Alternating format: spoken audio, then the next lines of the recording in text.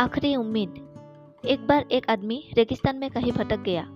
उसके पास खाने पीने की जो थोड़ी बहुत चीजें थी वो जल्दी खत्म हो गई और पिछले 2 दिनों से वो पानी की एक एक बूंद के लिए तरस रहा था। वो मन ही मन जान चुका था कि अगले कुछ घंटों में अगर उसे कहीं से पानी नहीं मिला तो उसकी मौत पक्की है। पर कहीं ना कहीं उसे ईश्वर पर यकीन था कि कुछ चमत्कार होगा और उसे पानी मिल जाएगा।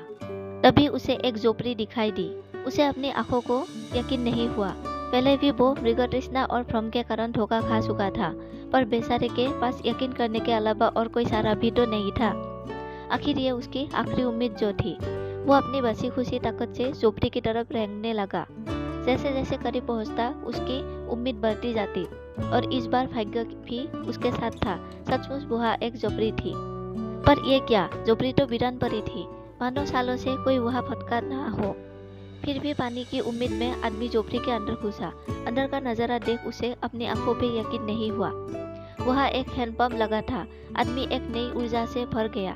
पानी की एक एक बूंद के लिए तरसता वो तेजी से हैंडपंप चलाने लगा, लेकिन हैंडपंप तो कब का सूख चुका था। आदमी निराश हो गया। उसे लगा कि अब उसे मरने से कोई नहीं बचा सकता। वो निडर होकर गिर पड़ा। तभी उसे झोपड़ी के साथ से बंधी पानी से भरी एक बोतल दिखी। वो किसी तरह उसकी तरफ लपका। वो उसे खोलकर पीने ही वाला था कि तभी उसे बोतल से चिपका एक कागज दिखा। उस पर लिखा था, इस पानी का प्रयोग हैंडपंप चलाने के लिए करो और वापस बोतल भरकर रखना नहीं भूलना। ये एक अजीब सी स्थिति थी। आदमी को समझ नहीं आ रहा था कि वो पानी पिए या उसे हैंडपंप में डालकर उसे चालू करे। उसके मन में तमाम सवाल उठने लगे। अगर पानी डालने पे भी पंप नहीं चला, अगर यहाँ लिखी बात झूठी हुई, और क्या पता जमीन के नीचे का पानी भी सूख चुका हो। लेकिन क्या पता पंप चल ही पड़े, क्या पता यहाँ लिखी बात सच हो। वह समझ नहीं पा रहा था कि क्या करे। फिर कुछ सोचने के बाद उसने बोतल खोली और कांपते हाथों से पानी पंप में डालने लगा। पानी डालकर उसने भगवान से प्रार्थना की और पंप चलाने लगा।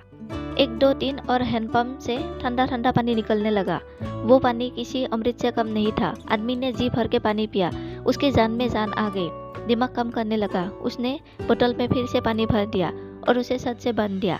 जब वो ऐसा कर रहा था तभी उसे अपने सामने एक और शीशे की बोतल दिखी।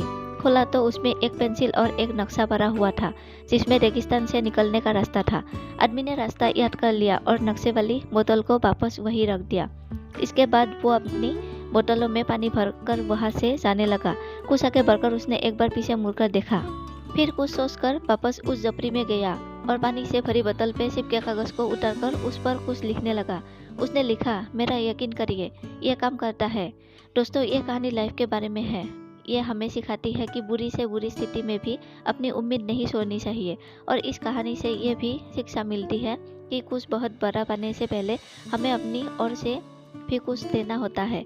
जैसे उस आदमी ने नल चलाने के लिए मौजूद पूरा पानी उसमें डाल दिया। देखा जाए तो इस कहानी में पानी जीवन में मौजूद अच्छी चीज़ों को दर्शाता है। कुछ ऐसी चीज़ें जिसकी हमारे नर में वैल्यू है।